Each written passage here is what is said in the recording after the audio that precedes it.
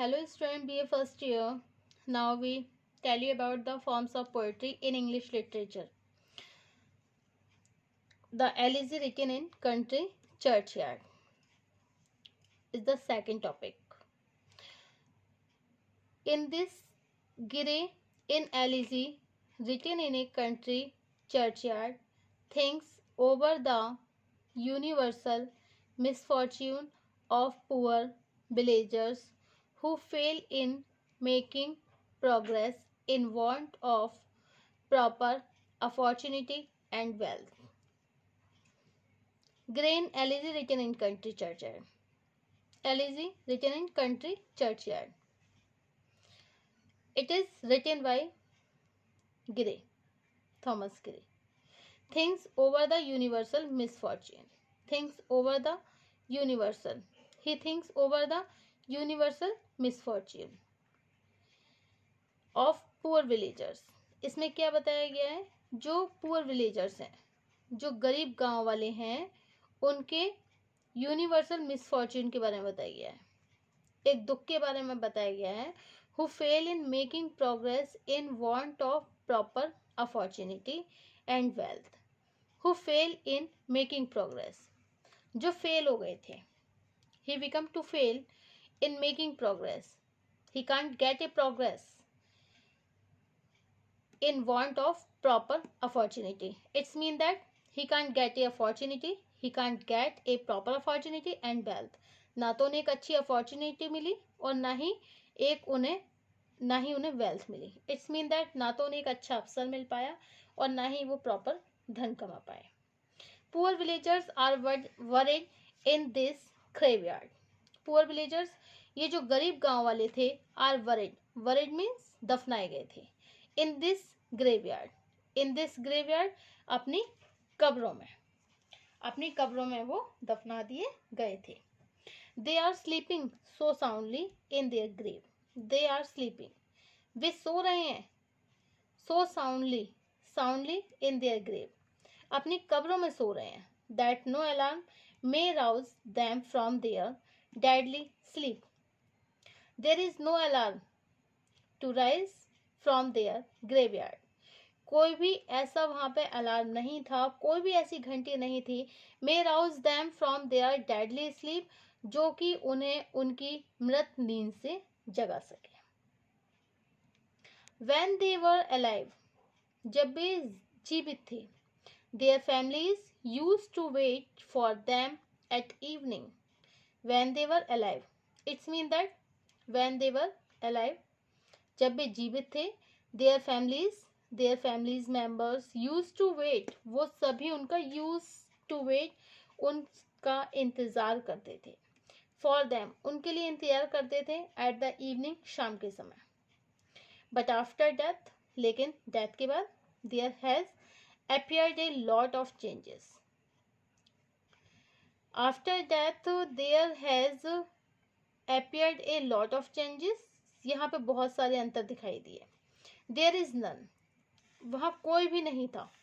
To wait for them, उनका इंतजार करने के लिए वहाँ कोई भी नहीं था. कोई नहीं था उनका इंतजार करने के लिए. After death, they are dead and forgotten. They are dead, वो मर गए. एंड फॉरगॉटन, हमेशा के लिए भुला दिए गए. गिरे एम्फेसाइसिस, गिरे यहाँ पे एम्फेसाइज कर रहे हैं. यहाँ पे ये बता रहे हैं that death is great levellers, कि जो डेथ होती है उसका जो लेवल होता है ना, it's a very great, it's a very high.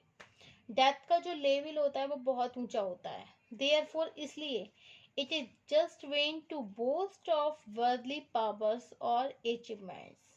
It is just vain, ये बेकार था. To boast of worldly powers, it's mean that some people boast of worldly powers. कुछ लोग ऐसे होते हैं जो अपनी worldly powers, जो भी उनकी सांसारिक शक्ति होती है, it's mean that like as a wealth and heraldry, pomp of power, they boasted. वो सब क्या करते हैं, इस पर शेख ही मारते हैं. और achievements, they get the achievement in his life. जो भी अपनी लाइफ में वो जो भी अचीवमेंट्स करते हैं, जो भी उपलब्धियां हासिल करते हैं, they had to boast.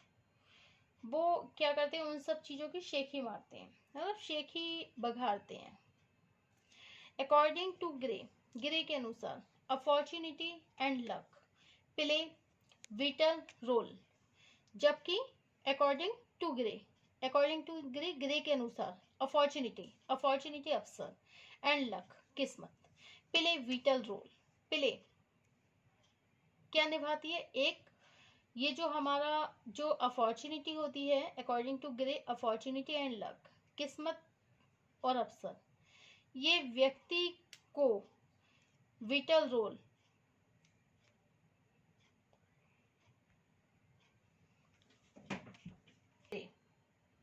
a vital role, a vital role in being successful. Otherwise talent and skill go neglected inwardly where no efforts are made to search talent.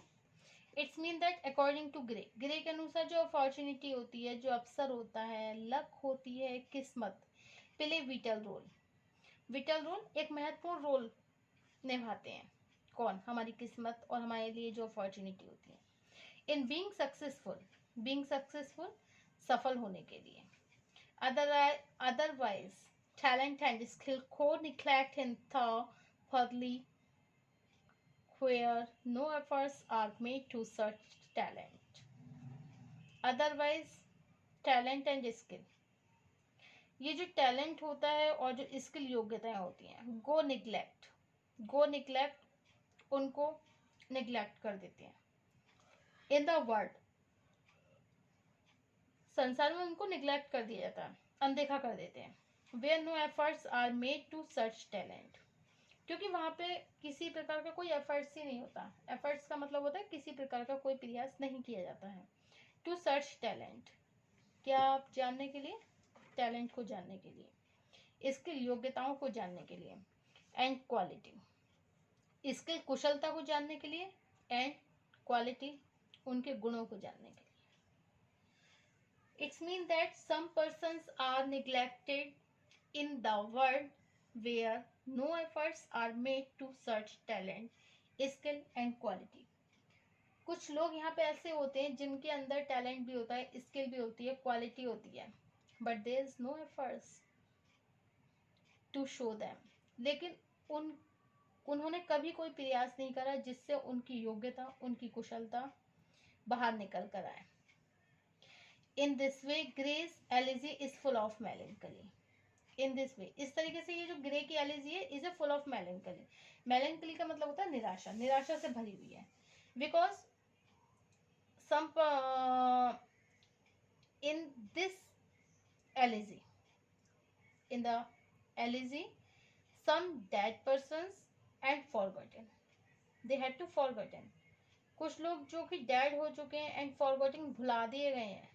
गिरे एम्फेसाइज कर रहे हैं उनको कि डेथ इज ग्रेट लेवलर, जो death होती है उसका बहुत हाई लेवल की होती है। And therefore it is just went to boast of earthly powers, and therefore फिर भी it is just went to boast of earthly powers, फिर भी कुछ लोग क्या करते हैं, अपनी जो उनकी पावर होती है, pomp and pomp of power, जो उनकी पावर होती है, and they get the achievement in their life, और जो भी उनको लाइफ में अचीवमेंट मिलते हैं और जो भी उनकी बर्थली पावर्स होती हैं, उन चीज की क्या करते हैं, दे हैव टू बोस्ट, वो शेख ही मारते हैं। They don't know that the death comes to all and it can not be different in high and low person, it comes to all because it's a firm.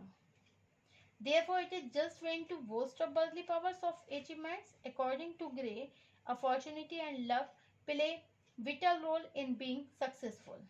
According to Gray के अनुसार जो opportunity and luck होता है, वो एक महत्वपूर्ण role निभाता है व्यक्ति को सफल बनाने में। ये सब जो opportunity होती है, जो luck होता है, ये एक महत्वपूर्ण रोल निभाता है। Because talent, skill go neglect in this world, there are some persons, they have a very talent and skills.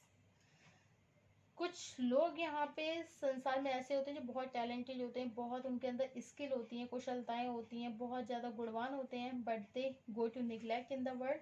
लेकिन उनको इस संसार में निग्लेक्ट कर दिया जाता है। Where no efforts are made to search talent, क्योंकि वहाँ पे उनके टैलेंट को सर्च करने के लिए, उनके टैलेंट को खोज करने के लिए वहाँ पे ऐसा कोई भी व्यक्ति नहीं होता है जो कि उनके टैलेंट को शो आउट कर सके।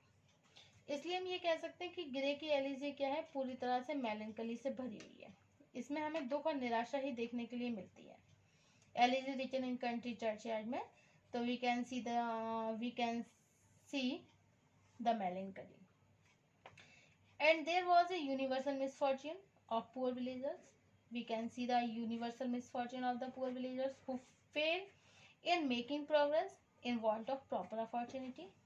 They fail in making progress.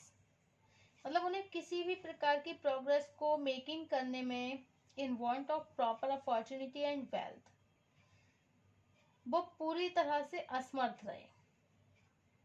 मतलब वो who fail in making progress in want of proper opportunity, ना ही उन्हें एक अच्छा अवसर मिला और ना ही उन्हें अच्छा धन मिल पाया। Poor villagers are buried in their graveyard, जो गरीब गांव वाले हैं वो अपनी कब्रों में दफन हैं। And they are sleeping too soundly in their graves. They are sleeping so soundly, वो इतनी गहन निंद्रा में सो रहे हैं कि that no alarm may rouse them from their deadly sleep, कि उनके मृत शरीरों से उन्हें कोई भी नहीं जगा सकता है। And they were alive, their families used to wait for them at evening. अब उनकी कोई भी फैमिलीज मेंबर उनके लिए नहीं जागेगा, कोई भी खाना नहीं पकाएगा और कोई भी उनका वेट नहीं करेगा। But after death there has appeared a lot of changes. लेकिन डेथ के बाद we have to the many changes, लेकिन डेथ के बाद बहुत सारे चेंजेस दिखाई देते हैं। So we can see here the elegy is a full of मेलैंकोली।